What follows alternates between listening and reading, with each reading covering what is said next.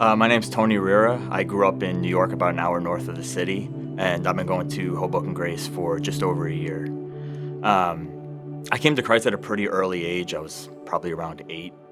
After college, I commissioned as a Marine infantry officer, and after some initial training, I showed up to my first unit in 2014. So on the night before Thanksgiving of 2014, me and about 75 members of my company loaded helicopters en route for Al-Anbar province, which is in the western portion of Iraq along the Euphrates River.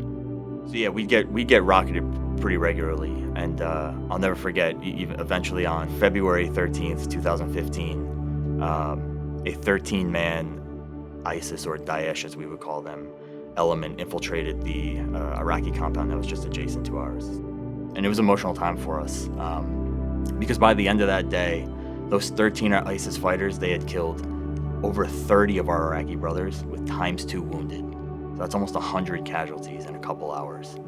But it was a lot to take, and it was one of those things where I personally really had to draw close to God. I really had to draw close to Scripture. It was one of those moments in my life where the rubber meets the road, and I would look at my Bible and say, like, this is either true or it's not true. Where do you stand? You know what I'm saying? Like, where are you in this? Within 3 months of that second deployment, me and a couple buddies got reassigned to San Diego. We got an apartment down in downtown San Diego, which is a beautiful city with a very vibrant nightlife. And shortly thereafter, I was coming home on Monday, Tuesday, Wednesday nights, weeknights, 2, 3 o'clock in the morning, beyond intoxicated. But that's kind of how my life was going. But when it came to my spiritual life, I 100% neglected any form of accountability.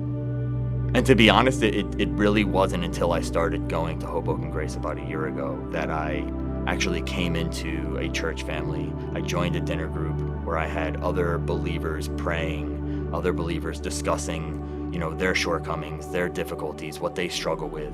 And I think that to anybody who's, in a similar situation, someone who, is a young man, who is specifically like a single young man like I was in those early years, and does feel like the church is unadventurous, or they don't need it, or it's not something that they're interested in. If you're someone who's struggling with that, like, come find me. Like, let's grab a cup of coffee. Let's go out and have a chat. Like, let's do this together, because it's not that you need me, it's I need you. We need to do this together. We need to come together as a family, and we need to do this together.